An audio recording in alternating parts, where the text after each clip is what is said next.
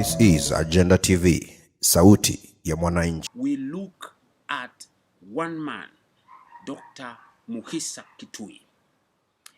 There has been a lot of pep talk in Kenya's political circles for some time now, and that talk is becoming louder and louder about Dr. Mukhisa Kituyi's entry in the 2022 presidential race.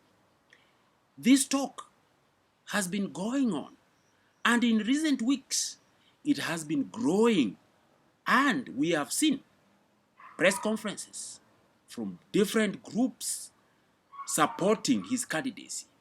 Sent to Kenyans a new presidential candidate for 2022. For the avoidance of doubt, let it be clear to everyone that, yes, the former Minister for Trade and Industry and the current United Nations Conference on Trade and Development General Secretary is the latest entrant in the 2022 presidential bid. We, the grassroots mobilizers, partners, and believers in the unparalleled leadership of Dr. Mukhisa Kituyi are on the ground in all the 47 counties of this country and are already receiving warm and positive reception reports on the acceptance of Dr.'s intention. He has also, in my own assessment and information, been having meetings with the elders, with private individuals, to gauge and discuss his candidacy with many groups. Now, remember, let's not forget that President Uhuru Muigai Kenyatta has told the country not once that he will surprise Kenyans with his choice. Now, is that choice Dr. Mukhisa Kituyi? That is what we look at. Now, whenever Dr. Mukhisa Kituyi is in a holiday in Kenya, he does not miss to appear in local television talk shows. And when recently I saw him on television talking, he challenged Kenyans on several issues. And I want to quote him because I remember that quote very well. He said this, and I'm quoting, "From this moment, no thief should be elected into public office. We must expunge thieves from public office." End of quote. That quote is very telling. It made me think, what could Dr. Mukhisa Kituyi from Bungoma County be talking about? Remember, he is the 7th Secretary General of the United Nations Conference on Trade and Development. And Dr. Mukhisa Kituyi has about 1 year, let's say just one year, to go before his second term ends, because his term in office at the UN ends on 31st of August 2021, which is next year. And that office makes him the highest ranking diplomat within the UN system, which is basically a very lofty role that allows him to hobnob, to associate with heads of states and government worldwide. So he's really up there. It's also important to remember that it is through the support of President Uhuru Kenyatta that Dr. Kituyi was picked for the UN seat in September 2013. It was then no surprise that in 2016, that is 3 years later, UNCTAD's 14th session, the UN's 14th session, was held in Nairobi at a time when the President Uhuru Kenyatta, was seeking to position himself at the international arena after the collapse of his case at the ICC. So those things relate. You can see 2013, he takes over. 2016, were having the meeting in Nairobi.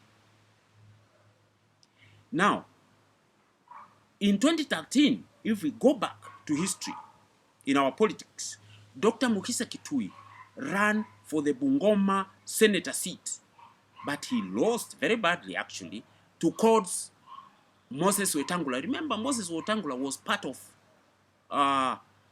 Cord, and Wetangula got 158,000 votes against 22,000 votes which Dr. Mukhisa Kituyi got. So it was a mighty fall for him, and Dr. Mukhisa Kituyi had been forced to seek the Senate seat that time, remember, on the UDF ticket. But the late Wamalo Kijana and Dr. Kituyi had two things in common. They were Rockies, what we call. They were actually Rockies, and they were actually cousins, blood cousins. And at 36, Dr. Mukhisa Kituyi surprised all and sundry, everyone, when he beat the politico of Bungoma at that time. That was Elijah Mwangali, who was in Kanu, after he got 27,000 votes against Mwangale's 4,000 votes. So Dr. Mukhisa Kituyi got 86% of the votes. And remember, Mwangali was a very powerful minister for agriculture that time. And Dr. Mukhisa Kituyi was a young man. Now, bringing down political giants in Bungoma by capitalizing on the mismanagement of the sugar sector in the Western Belt was a big achievement for Dr. Mukhisa Kituyi. Of course, he is gifted in speech. He speaks very well.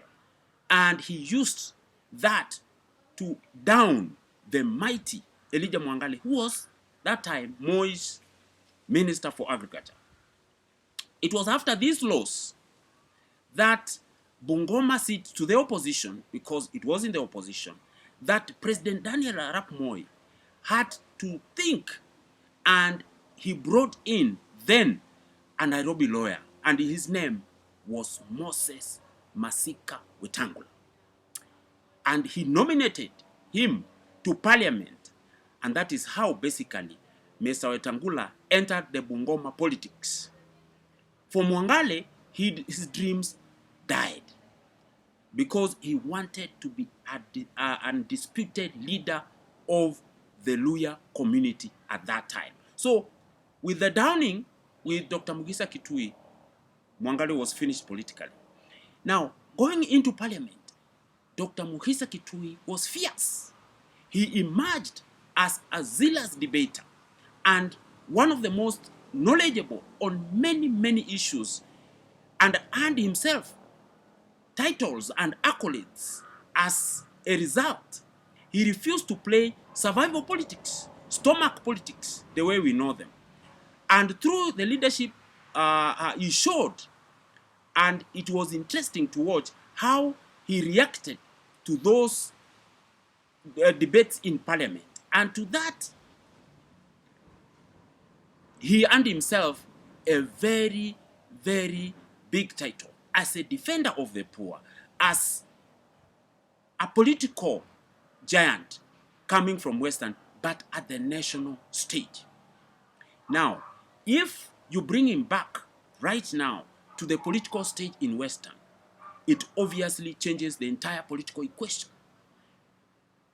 ANC of Musalia Mudavadi, Ford Kenya of Moses Wetangula will have to think again, because his entry into the race, and especially into Western politics, will change the entire political equation in Western Kenya. They'll have a new headache. Forget about wrangles in Ford Kenya, and forget about what is happening in ANC. There will be power shift, definitely, looking at how this thing will play out. And there are various reasons when you look at Dr. Kituyi and place him politically and analyze him. There are various political reasons why Mukhisa Kituyi's candidate can attract many Kenyans. One is that he comes from Western Kenya and he is Luya. And by that nature, Luya is populous, is one of the most populous communities in Kenya. And numbers in Kenya's political systems matter. Secondly, because of this, he can easily galvanize. And if he achieves that feat of galvanizing the Luya as a political bloc, he will be a big political force to reckon with. And so, galvanizing will be his first job. And if he does that, because currently Luya politics seems to be in disarray. There is Musalia Mudavadi and there is Moses Wetangula in Bungoma, but that unity has been lacking. Even when you look at the MPs in Western, you find others are in Jubilee, others are in ANC, others are in Ford Kenya. So that unity of purpose, that person who brings what used to be there during Wamalwa's time is lacking. So that can give him a big edge. Secondly, Kenyans are yearning for change. They are yearning for what we call Mr. Clean. They are yearning for a person with experience and vision to make Kenya great again, if you wish. And, you know, looking at the man and looking at the time he served and looking at the way he took himself around and his politics, and he isn't tainted as such, and that time was not time for scandals as it were. So Dr. Mukhisa Kituyi comes out as somebody who can easily inspire Kenyans into that vision that they want. That is secondly. Thirdly, he is very attractive at even face value because of the international connections which he has picked because of his office. His office has taken him places. He has met delegations. He has met, presidents from all over the world. And this is for close to 7 years that he has served as the UNTAC boss. And this is a big plus, not only for himself, it will be a big plus for the country, the East African community, and even for Africa. And so that international stage which he has been and the connections he has made, and remember he's the one who actually brought Jack Ma, the Chinese billionaire, to Kenya to help shove investments in the country, but the government's handling of the situation wasn't very good, very well. So Jack Ma ended up, in Rwanda, and now Rwanda is doing great with that visit and what came out of that. And number 4 is that Dr. Mukhisa Kituyi is actually reform-oriented. When you look at the way he participated as an individual in the fight for the second liberation of Kenya, and alongside other young activists who had emerged to lead the Forum for Restoration of Democracy, FORD, to oppose KANU during that time, when KANU Baba na Mama. You see that the man has credentials for reform, and he was also along others, and he worked very well as a young man that time with other reform-oriented individuals known in Kenya, like Kenneth Matiba. He worked very well. He worked with Martin Shikuku. He worked with Martha Karua. He worked with Kijana Wamalwa, Paul Muite. I remember Gitobu Manyara, even Kiraitu Murungi, and the late George Anyona. So he's a man who worked through a system which nurtured him very well, and he came out very well as a reform-oriented individual. And that is why perhaps in his current office he has worked very well. So he is appealing in terms of reform credentials, and is such kind of fresh air Kenyans will perhaps think that can help to redirect the country in the right direction. What Dr. Mukhisa Kituyi's entry will mean for Western politics is momentous, because his entry will change the entire political matrix for Musalia Mudavadi, for Ford Kenya and Moses Wetangula, and for local politics. And this might just be a new headache, as I have said earlier. And that will also mean that President Uhuru Kenyatta and Raila Odinga will have to support him if indeed his entry will be meaningful, especially at the national stage, not in Bungoma County, but at the national stage. And again, it will also mean that he will need endorsements of President Uhuru Kenyatta, number two, of Right Honorable Raila Odinga, for it to take a national turn. Of course, he will have to work on the Bungoma politics to be able to be nurtured, to come up and appear at the national stage, which he already is known for.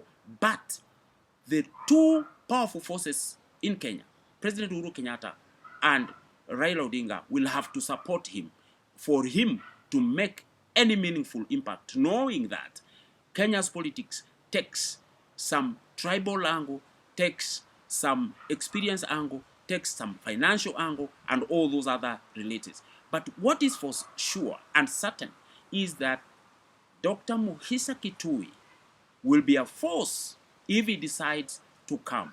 Two, that if indeed he will get support of the two big wigs especially, he will be even a more serious force in the political matrix of 2022.